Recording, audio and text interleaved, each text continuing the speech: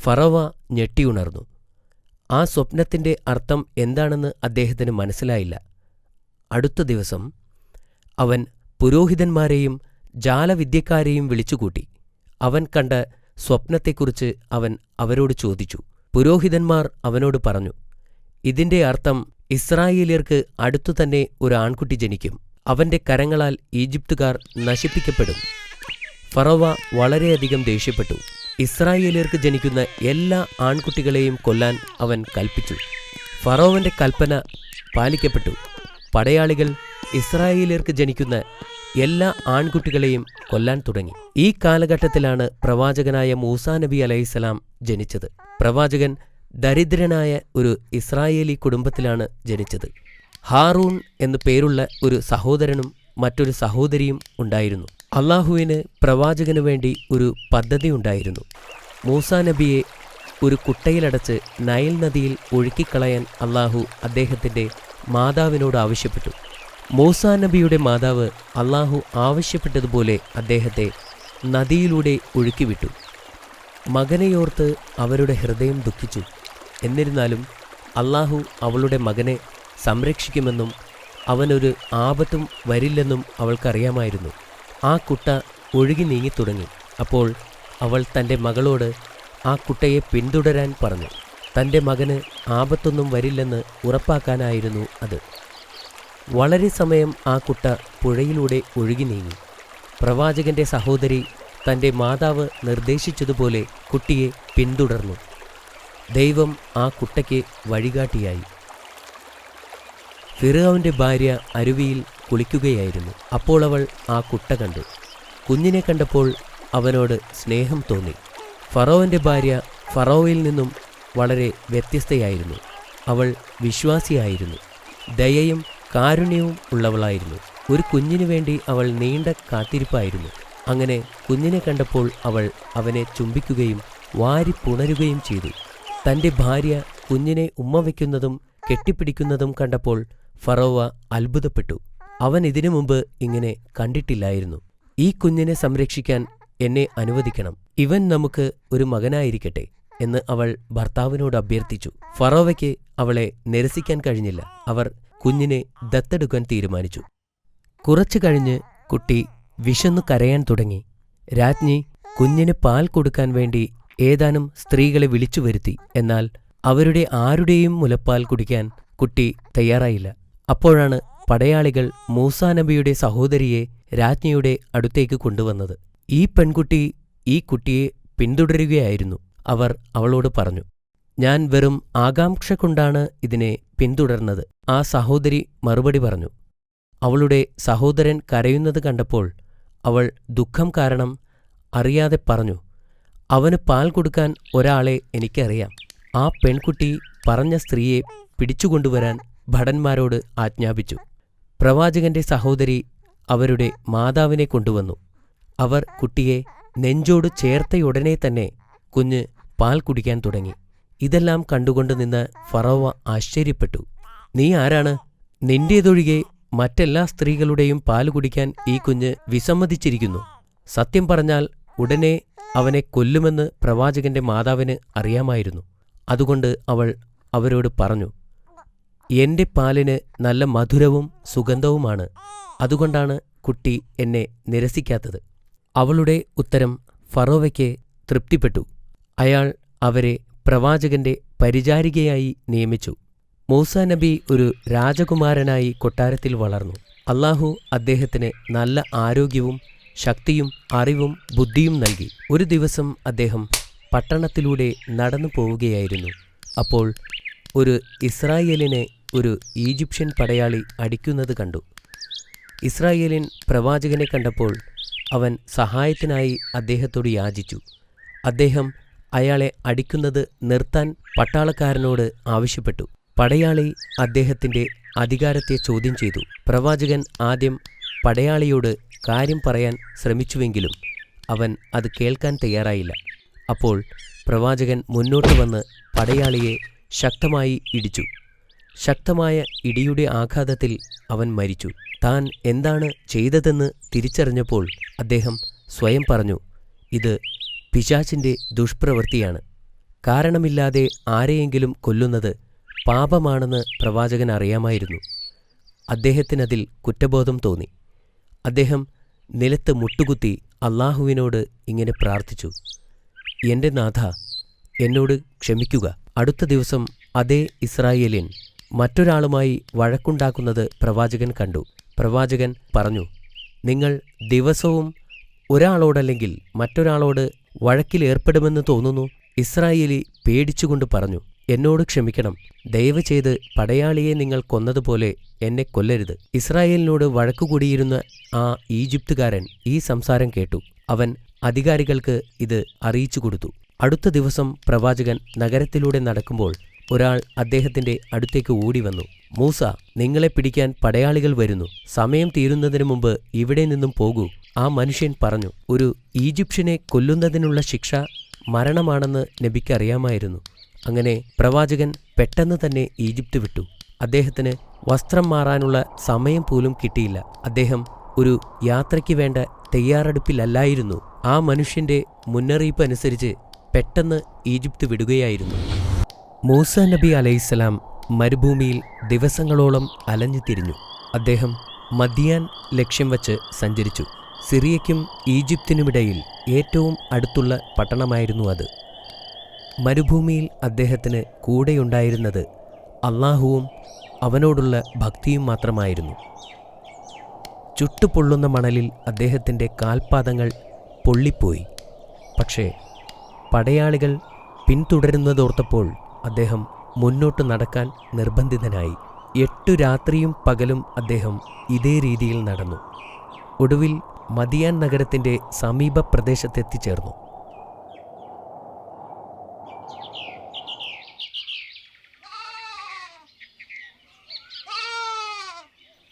കുറേ ദൂരം നടന്നതിന് ശേഷം നഗരത്തിന് പുറത്തായി ഒരു നീരുറവയുടെ അടുത്തെത്തി. അവിടെ എത്തിയ ഉടൻ തന്നെ അദ്ദേഹം ഒരു മരത്തിൻ്റെ കീഴിലായി വിശ്രമിച്ചു. അപ്പോഴാണ് 2 സ്ത്രീകൾ ആടുകളുമായി നിൽക്കുന്നത് അദ്ദേഹത്തിൻ്റെ ശ്രദ്ധയിൽപ്പെട്ടത്. ജനക്കൂട്ടത്തെ സമീപിക്കാൻ മടിച്ചതുകൊണ്ട് അവർ ദൂരെ മാറി നിൽക്കുകയായിരുന്നു. ആ സ്ത്രീകൾക്ക് സഹായം ആവശ്യമുണ്ടെന്ന് പ്രവാചകൻ മനസ്സിലാക്കി. അദ്ദേഹം ഒരു ബഹുമാന്യനായതുകൊണ്ട് തൻ്റെ ദാഹം അവഗണിച്ചുകൊണ്ട് അവരുടെ അടുത്തേക്ക് ചെന്നു. ഞാൻ നിങ്ങൾക്ക് എന്തെങ്കിലും സഹായം ചെയ്യേണ്ടതുണ്ടോ? നിങ്ങൾ എന്തിനാണ് മാറി നിൽക്കുന്നത്? അദ്ദേഹം അവരോട് ചോദിച്ചു. അപ്പോൾ മുതിർന്ന സഹോദരി ഇങ്ങനെ മറുപടി പറഞ്ഞു: പുരുഷന്മാർ ആടുകൾക്ക് വെള്ളം കൊടുത്ത് തീരുന്നതുവരെ ഞങ്ങൾ കാത്തിരിക്കുകയാണ്. നിങ്ങൾ എന്തിനാണ് കാത്തു നിൽക്കുന്നത്? അദ്ദേഹം വീണ്ടും ചോദിച്ചു. ഞങ്ങൾ നിസ്സഹായരാണ്, അവർ പറഞ്ഞു. ഞങ്ങളുടെ പിതാവ് വളരെ പ്രായമായവനും ഈ ജനക്കൂട്ടത്തെ നേരിടാൻ ശക്തിയില്ലാത്തവനുമാണ്. പിന്നെ ഞങ്ങളിപ്പോൾ അങ്ങോട്ട് പോയാൽ അവർ ഞങ്ങളെ പിടിച്ച് തള്ളാൻ ശ്രമിക്കും. അതുകൊണ്ട് അവർ വെള്ളം കൊടുത്ത് തീർന്നതിന് ശേഷമാണ് ഞങ്ങൾ മൃഗങ്ങൾക്ക് വെള്ളം കൊടുക്കുന്നത്, അവർ വിശദീകരിച്ചു. പ്രവാചകൻ ആ സ്ത്രീകളുടെ ആടുകളെ വെള്ളത്തിനടുത്തേക്ക് കൊണ്ടുപോയി. പ്രവാചകൻ വെള്ളത്തിനടുത്തെത്തിയപ്പോൾ ആ ഇടയന്മാർ ഒരു വലിയ പാറ വച്ച് ആ കിണർ മൂടിയിരുന്നു. പ്രവാചകൻ ആ പാറയെ ഒരു കൈ ഉപയോഗിച്ച് ഉയർത്തി മാറ്റി. പ്രവാചകൻ കല്ലുയർത്തുന്നത് കണ്ടപ്പോൾ അവിടെ നിന്നിരുന്ന ജനങ്ങൾ അത്ഭുതപ്പെട്ടു. എന്നിട്ട് മൃഗങ്ങളെ വെള്ളം കുടിക്കാൻ അനുവദിച്ചു. പിന്നീട് അദ്ദേഹം തിരിച്ച് ആ മരത്തണലിലേക്ക് പോയിരുന്നു. അപ്പോഴാണ് അദ്ദേഹം താൻ വെള്ളം കുടിക്കാൻ മറന്നുവെന്ന് തിരിച്ചറിഞ്ഞത്. എൻ്റെ നാഥ, അദ്ദേഹം പ്രാർത്ഥിച്ചു, അങ്ങ് എനിക്ക് നൽകുന്ന പ്രതിഫലം എന്തായാലും അതിപ്പോൾ എനിക്ക് ആവശ്യമാണെന്ന് എനിക്ക് ഉറപ്പുണ്ട്. പതിവിലും നേരത്തെ തൻ്റെ മക്കൾ വീട്ടിലെത്തിയപ്പോൾ ആ പിതാവ് അത്ഭുതപ്പെട്ടു. തുടർന്ന് അവിടെ സംഭവിച്ചതെന്താണെന്നും അവർ നേരത്തെ വീട്ടിലെത്താനുള്ള കാരണവും ആ പെൺകുട്ടികൾ വിശദീകരിച്ചു. ഇത് കേട്ടപ്പോൾ അവരുടെ പിതാവ് അപരിചിതനോട് നന്ദി പറയാൻ ആഗ്രഹിച്ചു. അങ്ങനെ മൂസ നബിയെ വീട്ടിലേക്ക് ക്ഷണിക്കാൻ അദ്ദേഹം തൻ്റെ പെൺമക്കളിൽ ഒരാളെ അയച്ചു. ഒരു മകൾ നബിയുടെ അടുത്ത് മടങ്ങിച്ചെന്ന്, എൻ്റെ പിതാവ് ഞങ്ങളുടെ ഭവനത്തിലേക്ക് നിങ്ങളെ ക്ഷണിക്കുന്നു എന്ന് പറഞ്ഞു. അദ്ദേഹം ക്ഷണം സ്വീകരിക്കുകയും ആ പെൺകുട്ടിയോടൊപ്പം അവളുടെ പിതാവിൻ്റെ അടുത്തേക്ക് പോവുകയും ചെയ്തു. അവർ വീട്ടിലെത്തിയപ്പോൾ നബി തന്നെ സ്വയം പരിചയപ്പെടുത്തുകയും അദ്ദേഹത്തിൻ്റെ ജീവിതകഥ അവരോട് പറയുകയും ചെയ്തു. പിന്നീട് അദ്ദേഹം ഈജിപ്തിൽ നിന്നും ഓടിപ്പോരാനുണ്ടായ കാര്യവും അവരോട് പറഞ്ഞു. അയ്യൂബ് നബി മൂസാ നബിയെ ആശ്വസിപ്പിച്ചുകൊണ്ട് പറഞ്ഞു, നിങ്ങൾ അക്രമികളിൽ നിന്നും രക്ഷപ്പെട്ടതിന് അല്ലാഹുവിനോട് നന്ദിയുള്ളവനായിരിക്കുക. ഇപ്പോൾ നിങ്ങൾ ആരെയും ഭയപ്പെടേണ്ടതില്ല. പ്രവാചകന്റെ സൗമ്യഭാവവും പെരുമാറ്റവും ആ പിതാവിനും മക്കൾക്കും ഇഷ്ടപ്പെട്ടു. കുറച്ചു ദിവസത്തേക്ക് അവരോടൊപ്പം താമസിക്കാൻ അവർ അദ്ദേഹത്തെ ക്ഷണിച്ചു. പ്രവാചകൻ വളരെ സന്തോഷത്തോടുകൂടി ആ ക്ഷണം സ്വീകരിക്കുകയും ചെയ്തു. മൂസാ നബി ഒരു വിശ്വാസയോഗ്യനാണെന്ന് ആ വീട്ടുകാർ തിരിച്ചറിഞ്ഞു. ഒരു ദിവസം വൃദ്ധനായ ആ പിതാവ് അദ്ദേഹത്തിൻ്റെ അടുത്തു ചെന്ന് പറഞ്ഞു, എൻ്റെ പെൺമക്കളിൽ ഒരാളെ താങ്കൾക്ക് വിവാഹം ചെയ്തു തരാൻ ഞാൻ ആഗ്രഹിക്കുന്നു. പ്രവാചകന് ഇത് കേട്ടപ്പോൾ സന്തോഷമായി. എന്നാൽ ഒരു വ്യവസ്ഥയിൽ അദ്ദേഹം പറഞ്ഞു, 8 വർഷക്കാലം എനിക്ക് വേണ്ടി പ്രവർത്തിക്കാൻ താങ്കൾ സമ്മതിക്കണം. പ്രവാചകൻ ആ അന്യദേശത്ത് ഒരു അപരിചിതനായിരുന്നു. തീർത്തും ഒറ്റപ്പെട്ടിരുന്ന അദ്ദേഹത്തിന് ആ പിതാവിൻ്റെ ആവശ്യം വളരെ ഉപകാരമായിരുന്നു. പ്രവാചകൻ അയ്യൂബ് നബിയുടെ മകളെ വിവാഹം കഴിക്കുകയും 10 വർഷക്കാലം അദ്ദേഹത്തിൻ്റെ മൃഗങ്ങളെ നോക്കി നടത്തുകയും ചെയ്തു. വർഷങ്ങൾ കടന്നുപോയി. അദ്ദേഹം താമസിക്കുന്നത് തൻ്റെ കുടുംബത്തിൽ നിന്നും തൻ്റെ ആളുകളിൽ നിന്നും വളരെ ദൂരെയായിരുന്നു. ഈ 10 വർഷക്കാലം പ്രവാചകനെ സംബന്ധിച്ചിടത്തോളം വളരെ പ്രധാനപ്പെട്ടതായിരുന്നു. വലിയ ഒരു തയ്യാറെടുപ്പിനുള്ള സമയമായിരുന്നു അത്. അദ്ദേഹം വാഗ്ദാനം ചെയ്തതുപോലെ മൂസാ നബി 10 വർഷത്തെ സേവനം പൂർത്തിയാക്കി. ഒരു ദിവസം പെട്ടെന്ന് അദ്ദേഹത്തിന് വീടിനെക്കുറിച്ചുള്ള ചിന്തകൾ മനസ്സിൽ വരാൻ തുടങ്ങി. തൻ്റെ കുടുംബത്തെക്കുറിച്ചും ഈജിപ്തിനെക്കുറിച്ചും അദ്ദേഹത്തിന് നഷ്ടബോധം തോന്നിത്തുടങ്ങി. ഈജിപ്തിലേക്ക് മടങ്ങിപ്പോകാൻ അദ്ദേഹം ആഗ്രഹിച്ചു. ആ രാത്രി പ്രവാചകൻ തൻ്റെ ഭാര്യയോട് പറഞ്ഞു, നാളെ നമ്മൾ ഈജിപ്തിലേക്ക് പോകും. അദ്ദേഹത്തിൻ്റെ ഭാര്യ സമ്മതിച്ചു. അവർ തങ്ങളുടെ സാധനങ്ങൾ എടുത്തുവെക്കാൻ തുടങ്ങി. മൂസാ നബി തൻ്റെ കുടുംബത്തോടൊപ്പം മദിയാൻ വിട്ടു മരുഭൂമിയിലൂടെ യാത്ര ചെയ്യാൻ തുടങ്ങി. ദിവസങ്ങളോളം യാത്ര ചെയ്തു. അവർ ഒടുവിൽ സീനായ് പർവ്വതത്തിനടുത്തെത്തി. നമുക്ക് വഴി തെറ്റിയതായി തോന്നുന്നു, പ്രവാചകൻ പറഞ്ഞു. പ്രവാചകൻ ആശയക്കുഴപ്പത്തിലായതിനാൽ ആ രാത്രിയിൽ അവിടെ തങ്ങാൻ അദ്ദേഹം തീരുമാനിച്ചു. അദ്ദേഹം തീ കത്തിക്കാൻ വിറകന്വേഷിച്ചു പോയി.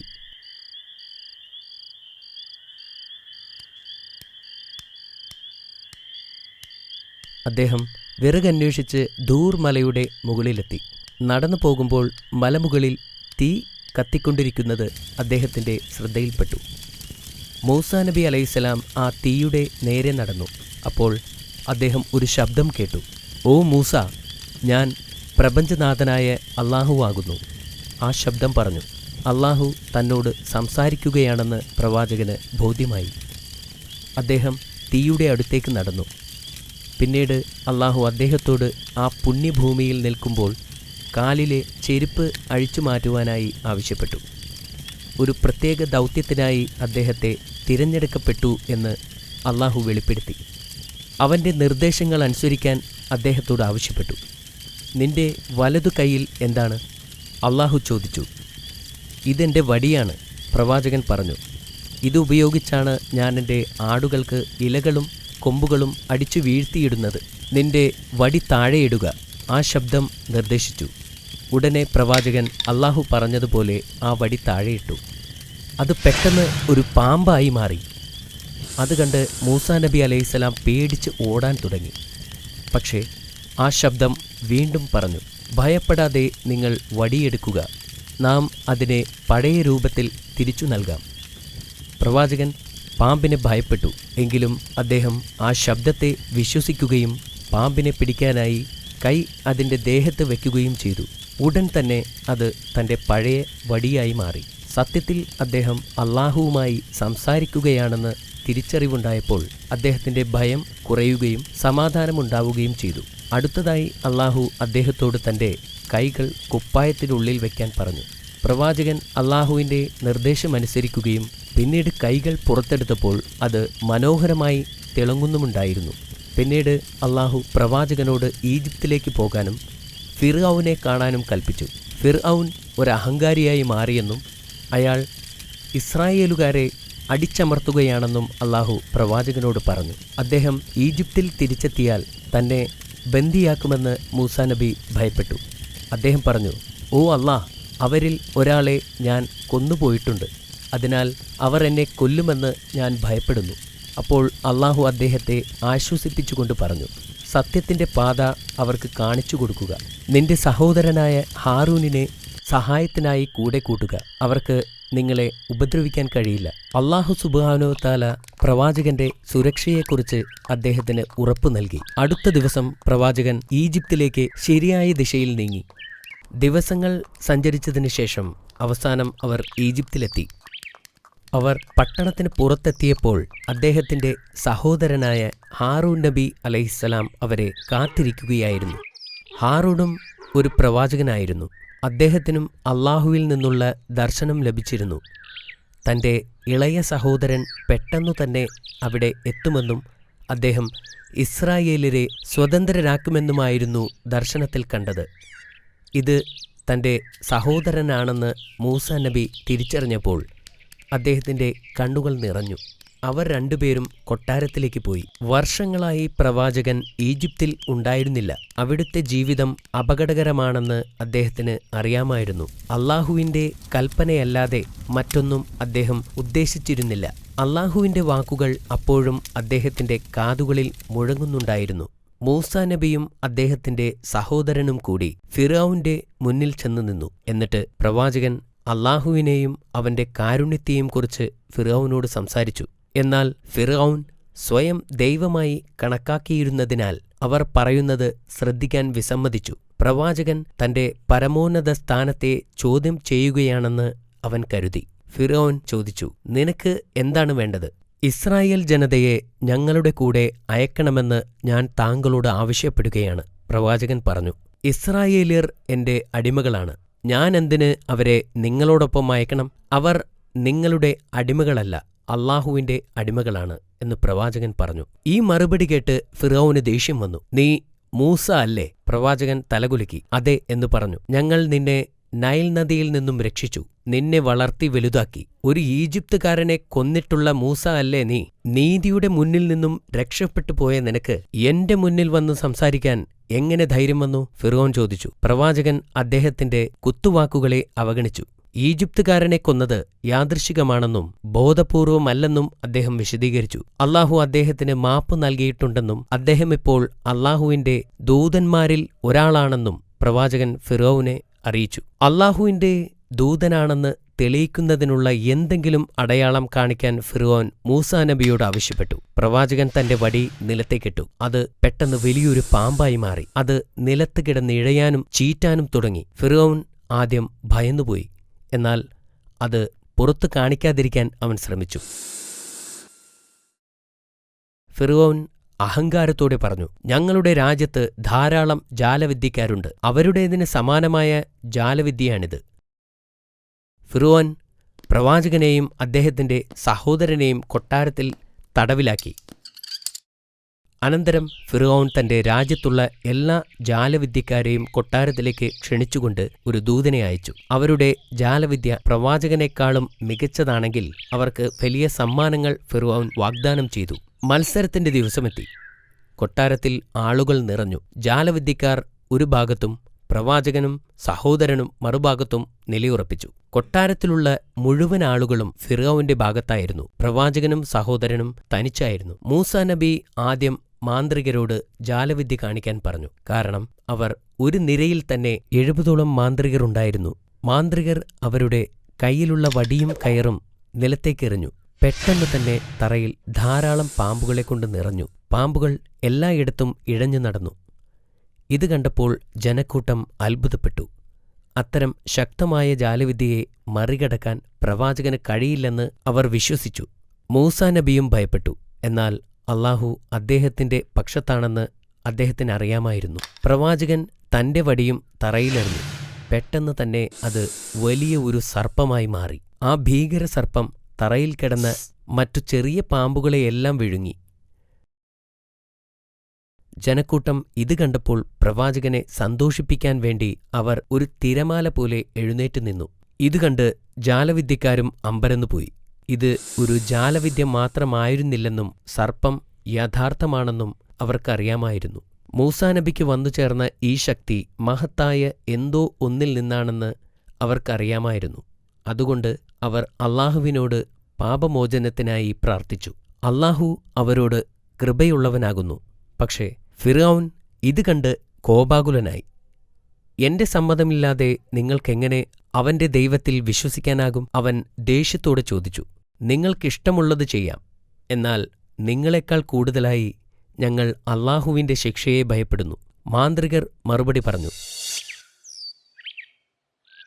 മൂസാ നബി ഇസ്രായേലിനെ മോചിപ്പിക്കാൻ ആവശ്യപ്പെട്ടപ്പോൾ തന്റെ പ്രശ്നങ്ങൾ അവൻ തിരിച്ചറിഞ്ഞു. തന്റെ സാമ്രാജ്യം ഇസ്രായേലരുടെ ഭയത്തിൽ നിന്ന് ഉണ്ടായതാണെന്നും എല്ലാവരും അവനെ ദൈവമായിട്ടാണ് കാണുന്നതെന്നും തന്റെ രാജ്യം വിസ്മരിക്കപ്പെടുമെന്നോർത്ത് അവൻ ദുഃഖിച്ചു. ഫിർഔന് ഇതൊരു ഭീഷണിയായി തോന്നി. അവൻ പെട്ടെന്നുതന്നെ മന്ത്രിമാരുടെയും ഉദ്യോഗസ്ഥന്മാരുടെയും ഒരു യോഗം വിളിച്ചുകൂട്ടി. ഞാനൊരു കളവ് പറയുന്നവനാണോ ഹമാൻ? ഒരു ചോദ്യത്തോടെ അയാൾ കാര്യത്തിലേക്ക് കടന്നു. ഹമാൻ ചോദിച്ചു, താങ്കൾ ഒരു നുണയനാണെന്ന് പറയാൻ ധൈര്യപ്പെട്ടതാരാണ്? സ്വർഗത്തിൽ ദൈവമുണ്ടെന്ന് മൂസ പറഞ്ഞില്ലേ? മൂസ കള്ളം പറഞ്ഞതാണ്, ഹമാൻ പറഞ്ഞു. അപ്പോൾ ഫിർഔൻ പ്രവാചകനെ പിൻപറ്റുന്നവരെ ദ്രോഹിക്കുവാനും കൊന്നുകളയുവാനും കൽപ്പിച്ചു. സൈനികർ ഇസ്രായേലരെ ദ്രോഹിക്കാൻ തുടങ്ങി. അവർ പുരുഷന്മാരെ കൊന്നുകളഞ്ഞു. അവർ കുഞ്ഞുങ്ങളെപ്പോലും വെറുതെ വിട്ടില്ല. അവരെ എതിർത്തവരെ അവർ തടവിലാക്കി. ഈ ക്രൂരമായ പ്രവൃത്തി കണ്ട് പ്രവാചകൻ നിസ്സഹായനായി നോക്കി നിന്നു. ജനങ്ങളോട് ക്ഷമയോടെ കാത്തിരിക്കുവാനും അല്ലാഹുവിൽ വിശ്വാസമർപ്പിക്കുവാനും അദ്ദേഹം ആവശ്യപ്പെട്ടു. ഇസ്രായേൽ ജനതയെ മോചിപ്പിച്ചില്ലെങ്കിൽ ഫിർഔനും ഈജിപ്തിനും വലിയ ശിക്ഷ നേരിടേണ്ടി വരുമെന്ന് ഫിർഔനെ താക്കീത് നൽകുവാൻ അല്ലാഹു മൂസാ നബിയോട് കൽപ്പിച്ചു. വീണ്ടും ഫിർഔനെ കാണാൻ പോയി. പിന്നെ അദ്ദേഹം ഇസ്രായേലരെ മോചിപ്പിക്കാനുള്ള ആവശ്യം വീണ്ടും ഉന്നയിച്ചു. എന്നാൽ ഫിർഔൻ അതും സമ്മതിച്ചില്ല. അപ്പോൾ അല്ലാഹു ഈജിപ്തിൽ കഠിനമായ വരൾച്ച നൽകി. നൈൽ നദിയിലെ പച്ചപ്പുകളും ഫലഭൂയിഷ്ഠമായ താഴ്വരകളും വാടിപ്പോവുകയും കരിഞ്ഞുണങ്ങുകയും ചെയ്തു. കൃഷികൾ നശിച്ചു. മൃഗങ്ങൾ ചത്തൊടുങ്ങി. ഈജിപ്തുകാർ ക്ഷാമം മൂലം കഷ്ടപ്പെട്ടു. അപ്പോഴും ഫിർഔൻ അനുസരിക്കാൻ മടിക്കുകയും അഹങ്കാരിയായി തുടരുകയും ചെയ്തു. പിന്നീട് ഈജിപ്തിനെ നശിപ്പിക്കാൻ അല്ലാഹു ഒരു വലിയ വെള്ളപ്പൊക്കം സൃഷ്ടിച്ചു. ഗ്രാമങ്ങൾ വെള്ളത്തിൽ മുങ്ങിപ്പോയി. വിളകൾ നശിപ്പിക്കപ്പെട്ടു. ധാരാളം ഈജിപ്തുകാർ കൊല്ലപ്പെട്ടു.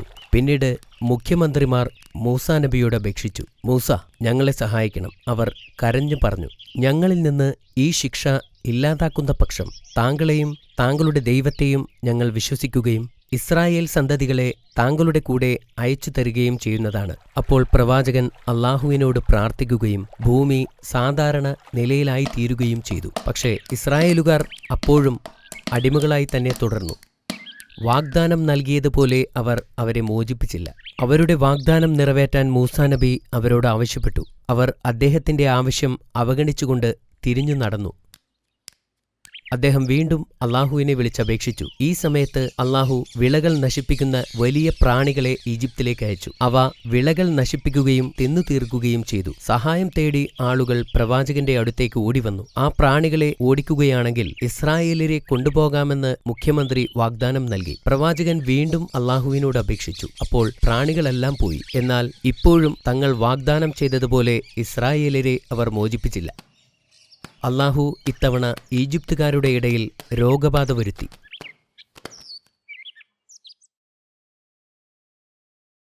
അതിനുശേഷം തവളകളെ അയച്ചു. അത് ജനങ്ങളെ പേടിപ്പിക്കുകയും ഭയപ്പെടുത്തുകയും ചെയ്തു.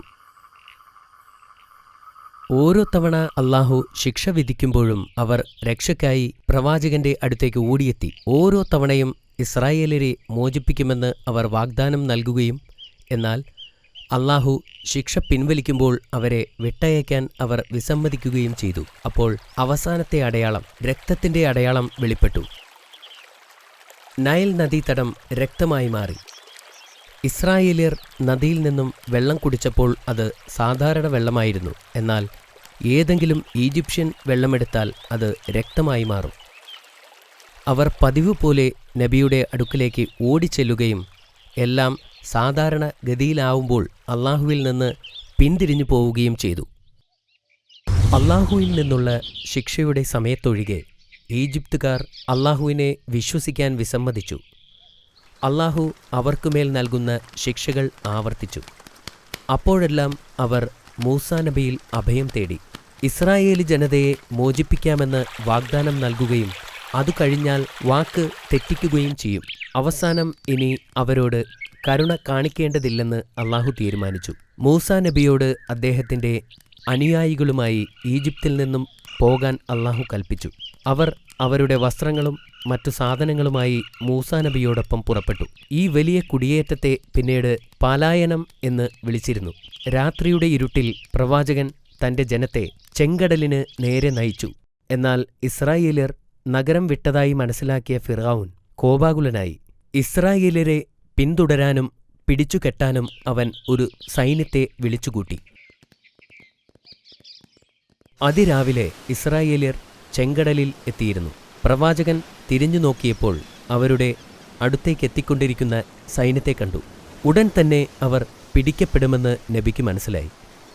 മുന്നിൽ ചെങ്കടലും പിറകിൽ ഫിർഔന്റെ സൈന്യവുമായിരുന്നു. ഭയവും ഭീതിയും ജനങ്ങളിൽ പടരാൻ തുടങ്ങി. മൂസാ നബി അലൈഹിസ്സലാം കടലിൻ്റെ അടുത്തേക്ക് നടന്നു ദൂരേക്ക് നോക്കി. അപ്പോൾ യൂഷാഹ് അലൈഹിസ്സലാം മൂസാ നബിയോട് ചോദിച്ചു, നമ്മുടെ മുൻപിൽ ഈ വലിയ കടൽ തടസ്സമായി നിൽക്കുന്നു. പുറകിൽ ശത്രുക്കൾ അടുത്തെത്താറായി. തീർച്ചയായും മരണം ഒഴിവാക്കാനാവില്ല. എന്നാൽ പ്രവാചകൻ പരിഭ്രാന്തനായില്ല. അദ്ദേഹം നിശബ്ദനായി. ഇസ്രായേൽ ജനതയെ മോചിപ്പിക്കാമെന്ന തൻ്റെ വാഗ്ദാനത്തിൽ ഉറച്ച് അള്ളാഹുവിൻ്റെ കൽപ്പനയ്ക്കായി അദ്ദേഹം കാത്തുനിന്നു. പ്രവാചകന്റെ വടികൊണ്ട് കടലിലടിക്കാൻ അള്ളാഹുവിൻ്റെ കൽപ്പന വന്നു. മൂസാ നബി അള്ളാഹുവിൻ്റെ കൽപ്പന പോലെ ചെയ്തു. ഉടൻ ശക്തമായ കാറ്റ് വീശുകയും കടലിൽ തിരമാലകൾ ഉയരുകയും ചെയ്തു. പെട്ടെന്നാണ് ആ അത്ഭുതം സംഭവിച്ചത്. കടൽ രണ്ടായി മാറുകയും ജനങ്ങൾക്ക് നടക്കാനുള്ള വഴിയുണ്ടാവുകയും ചെയ്തു. അപ്പോൾ പ്രവാചകൻ തൻ്റെ ജനങ്ങളുമായി കടലിലേക്ക് കടന്നു. അവർ അതുവഴി നടക്കുമ്പോൾ തിരമാലകൾ അവർക്ക് ഇരുവശവും മല പോലെ നിന്നു. ജനങ്ങളെല്ലാം സുരക്ഷിതമായി അപ്പുറം കടക്കുമെന്ന് പ്രവാചകന് ഉറപ്പുണ്ടായിരുന്നു. പ്രവാചകൻ തിരിഞ്ഞു നോക്കിയപ്പോൾ ഫിർഔനും അയാളുടെ സൈന്യവും അടുത്തുവരുന്നത് കണ്ടു. ഫിർഔനും അവൻ്റെ സൈന്യവും ഈ അത്ഭുതം കണ്ടു. എന്നാൽ ഫിർഔൻ ഈ അത്ഭുതം തൻ്റെ കഴിവുകൊണ്ടാണെന്ന് വരുത്തി തീർക്കാൻ ആഗ്രഹിച്ചു. അതുകൊണ്ട് അവൻ തൻ്റെ ആളുകളോട് വിളിച്ചു പറഞ്ഞു, നോക്കൂ, എൻ്റെ ആജ്ഞപ്രകാരം കടൽ തുറന്നിരിക്കുന്നു. അതുകൊണ്ട് നമ്മൾക്കവരെ പിടികൂടാം. അവർ ഇസ്രായേലിനെ പിന്തുടർന്നു കടലിലൂടെ നടന്നു നീങ്ങി. അവർ പകുതി ദൂരമെത്തിയപ്പോൾ കടൽ പഴയ പോലെയായി. താൻ മരിക്കാൻ പോകുകയാണെന്ന് ഫിർഔൻ തിരിച്ചറിഞ്ഞു. അല്ലാഹു അല്ലാതെ മറ്റൊരു ദൈവമില്ലെന്ന് ഞാൻ വിശ്വസിച്ചിരിക്കുന്നു. ഞാൻ നിനക്ക് മുന്നിൽ കീഴടങ്ങിയിരിക്കുന്നു, അവൻ ഉച്ചത്തിൽ വിളിച്ചു പറഞ്ഞു. എന്നാൽ വളരെ വൈകിപ്പോയിരുന്നു. അതോടെ ഫിർഔന്റെ ദുർഭരണം അവസാനിച്ചു. തിരമാലകൾ അവൻ്റെ ശരീരം കരയിലേക്ക് കൊണ്ടുവന്നു. ഈജിപ്തുകാർക്ക് അവൻ്റെ മൃതദേഹം കണ്ടപ്പോൾ മനസ്സിലായി, ഇത്രയും നാൾ തങ്ങൾ ആരാധിച്ചിരുന്ന മനുഷ്യന് സ്വന്തം മരണത്തിൽ നിന്ന് രക്ഷപ്പെടാൻ കഴിയില്ലെന്ന്, അതൊരു ദൈവമല്ലായിരുന്നു എന്ന് അവരിപ്പോൾ തിരിച്ചറിഞ്ഞു. അല്ലാഹു ഇസ്രായേൽ ജനതയോട് കരുണ കാണിക്കുകയും അവരെ സുരക്ഷിതമായി ഈജിപ്തിൽ നിന്ന് പുറത്തെത്തിക്കുകയും ചെയ്തു. മരുഭൂമിയിലൂടെ കുറച്ച് ദിവസം നടന്നപ്പോൾ അവർക്ക് ദാഹിക്കാൻ തുടങ്ങി. അപ്പോൾ പ്രവാചകനോട് തൻ്റെ വടിവച്ച് പാറയിലടിക്കാൻ അല്ലാഹു കൽപ്പിച്ചു. എന്തൊരത്ഭുതം! പാറയിൽ നിന്നും 12 നീരുറവകൾ വന്നു. ഓരോ നീരുറവയും 12 വ്യത്യസ്ത ഗോത്രക്കാർക്ക് വേണ്ടിയുള്ളതാണ്. വെള്ളം പങ്കുവയ്ക്കുന്നതിൽ യാതൊരു തർക്കവും ഉണ്ടാവാതിരിക്കാൻ വേണ്ടിയാണ് അല്ലാഹു ഇങ്ങനെ ചെയ്തത്.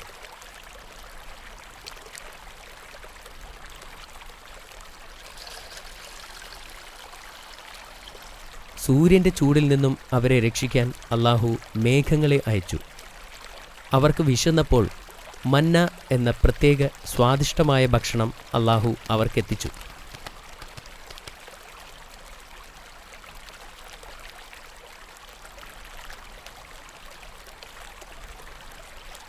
എന്നിട്ടും അല്ലാഹുവിൻ്റെ ഔദാര്യത്തിൽ പലരും പ്രവാചകനോട് പരാതി പറഞ്ഞു.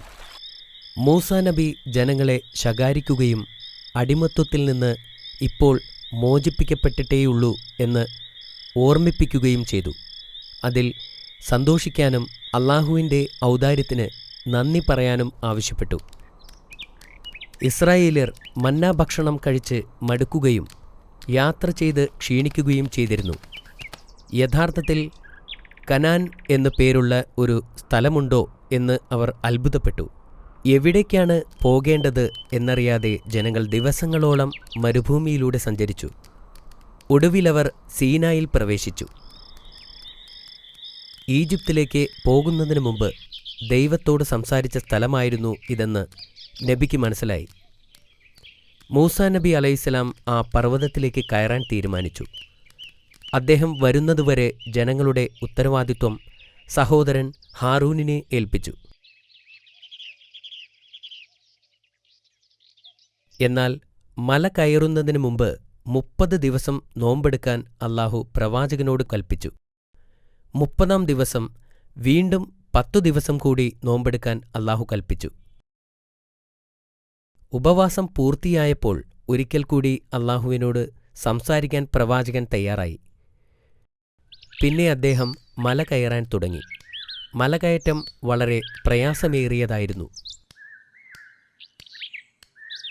അദ്ദേഹം മലമുകളിലെത്തിയപ്പോൾ അല്ലാഹു അദ്ദേഹത്തിന് 2 ചെറുഗ്രന്ഥങ്ങൾ കൊടുത്തു. ഇസ്രായേലരെ ഭരിക്കാനുള്ള പ്രത്യേക നിയമങ്ങൾ എഴുതപ്പെട്ടതായിരുന്നു അത്. മൂസാ നബി പോയിട്ട് 40 ദിവസങ്ങളായി. ജനങ്ങൾ അക്ഷമരായി. അവർക്കിടയിൽ നിന്നും സമീരി എന്നു പേരുള്ള തിന്മയിലേക്ക് കൂടുതൽ ചായ്വുള്ള ഒരാൾ വന്നു. പ്രവാചകൻ അവരെ വിട്ടു പോകുമെന്നും അതുകൊണ്ട് അവരെ നയിക്കാൻ മറ്റൊരാൾ വേണമെന്നും നിർദ്ദേശിച്ചു. ശരിയായ മാർഗനിർദ്ദേശം നൽകാൻ യഥാർത്ഥ ദൈവം നിങ്ങൾക്കുണ്ടാകണം. അവൻ ഇസ്രായേല്യരോട് വിളിച്ചു പറഞ്ഞു, ഞാൻ നിങ്ങളെ സഹായിക്കാം. ആദ്യം അവരുടെ ആഭരണങ്ങളെല്ലാം ശേഖരിച്ചു. നിലത്ത് ഒരു കുഴി കുഴിച്ചു. അതിൽ ആഭരണങ്ങളിട്ട് അവൻ തീ കത്തിച്ചു. അതിൽ നിന്നൊരു പ്രതിമയും ഉണ്ടാക്കി.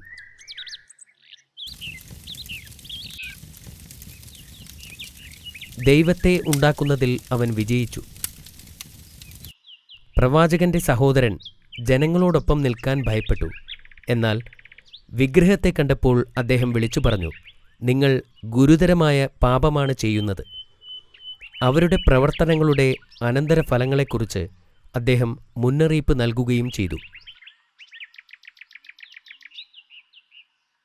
മൂസാ നബി തിരിച്ചു വന്നാൽ മാത്രമേ ഞങ്ങൾ ഈ ദൈവത്തിലുള്ള ആരാധന നിർത്തുകയുള്ളൂ. ജനങ്ങൾ പറഞ്ഞു. സത്യവിശ്വാസികളും ബഹുദൈവ വിശ്വാസികളുമായി അവർ വിഭജിക്കപ്പെട്ടു. മൂസാ നബി അലൈഹിസ്സലാം തിരിച്ചു വന്നപ്പോൾ കണ്ടത് പ്രതിമയ്ക്ക് ചുറ്റും നൃത്തം ചെയ്യുന്ന തൻ്റെ ജനങ്ങളെയാണ്. അദ്ദേഹത്തിന് അപമാനവും കോപവും വന്നു. ദേഷ്യം കൊണ്ട് അദ്ദേഹം കയ്യിലിരുന്ന ഗ്രന്ഥം തറയിലേക്കെറിഞ്ഞു. മൂസാ നബി ഹാറൂണിൻ്റെ താടിയിൽ പിടിച്ചുകൊണ്ട് ചോദിച്ചു, അവർ ചെയ്യുന്നത് കണ്ടിട്ട് നീ എന്തുകൊണ്ട് തിരിച്ചു വിളിച്ചില്ല? നിനക്കവരെ എതിർക്കാമായിരുന്നില്ലേ? അങ്ങനെ ചെയ്താൽ അവരെന്നെ കൊല്ലുമായിരുന്നു.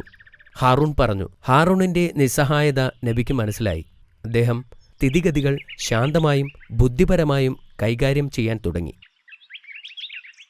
മൂസാ നബി സമീരിയോട് പറഞ്ഞു, നിങ്ങൾ ഇവിടെ നിന്ന് പോവുക. നിങ്ങളുടെ ജീവിതം നിങ്ങൾ ഒറ്റയ്ക്ക് ജീവിക്കുക. പ്രവാചകൻ അയാളെ പറഞ്ഞുവിട്ടു. വിഗ്രഹത്തെ ആരാധിച്ചതിന് അവർക്ക് അല്ലാഹു ശിക്ഷ നൽകാൻ പോവുകയാണെന്ന് പ്രവാചകൻ അറിയാമായിരുന്നു. അദ്ദേഹം ഓരോ ഗോത്രത്തിൽ നിന്ന് മുതിർന്ന 70 പേരെ തിരഞ്ഞെടുത്തു. എന്നിട്ട് അല്ലാഹുവിനെ വഴിപ്പെടാനും ചെയ്ത തെറ്റിൽ ഖേദിക്കുവാനും ആവശ്യപ്പെട്ടു. എന്നിട്ട് അവരെയും കൂട്ടി സീനായി പർവ്വതത്തിലേക്ക് കയറി. മലയുടെ മുകളിലെത്തിയപ്പോൾ അവരോട് അവിടെ നിൽക്കാൻ പറഞ്ഞിട്ട് അദ്ദേഹം മുന്നോട്ടു പോയി. അവിടെ അദ്ദേഹം അല്ലാഹുവുമായി സംസാരിക്കാൻ തുടങ്ങി. അവർക്ക് മൂസാ നബി സംസാരിക്കുന്നത് കേൾക്കാൻ കഴിയാമായിരുന്നു, പക്ഷേ കാണാൻ കഴിയില്ലായിരുന്നു. പ്രവാചകൻ തിരിച്ചു വന്നപ്പോൾ അവർ നബിയോട് പറഞ്ഞു, മൂസ, ഞങ്ങൾ അല്ലാഹുവിനെ കാണുന്നതുവരെ ഒരിക്കലും നിന്നെ വിശ്വസിക്കില്ല. അവരുടെ ധിക്കാരപരമായ ആവശ്യം കാരണം അല്ലാഹു അവർക്കുമേൽ ഇടിമുഴക്കവും ഭൂകമ്പവും അയക്കുകയും അവരെല്ലാം ഉടനടി കൊല്ലപ്പെടുകയും ചെയ്തു. മലയുടെ താഴെ നിൽക്കുന്ന ഇസ്രായേൽ ജനതയോട് എന്തു പറയണമെന്നോർത്ത് പ്രവാചകൻ വളരെ ദുഃഖിതനായിരുന്നു. മരിച്ചവരോട് പുറത്തു കൊടുക്കാൻ വേണ്ടി അദ്ദേഹം അല്ലാഹുവിനോട് പ്രാർത്ഥിച്ചു. അല്ലാഹു അദ്ദേഹത്തിൻ്റെ പ്രാർത്ഥന കേൾക്കുകയും മരിച്ചുപോയ ആ ആളുകളെ ഉയർത്തെഴുന്നേൽപ്പിക്കുകയും ചെയ്തു.